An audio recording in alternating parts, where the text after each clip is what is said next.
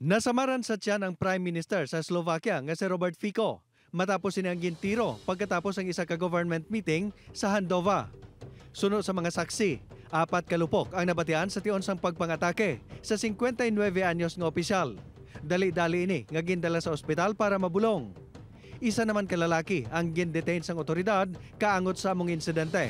Nagpahayag naman sa pagka-shock si Slovak President Zuzana Kaputova sa natabo.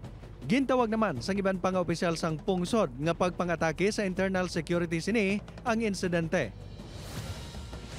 13 katawo ang napatay matapos nagbaliskad ang isa ka bus sa motorway sa Andean region sa Peru. Ang bus ang nagikan sa siyudad sang Lima kag magapadulong kontani sa Ayacucho District. Una nga ginreport nga may 14 pagid nga nagkalasamaran apang suno sa kapulisan. Ini ang hindi magnubo sa 18. Ang mga ini ang ginpangdala na sa nagkalain-lain nga mga ospital para mabulong.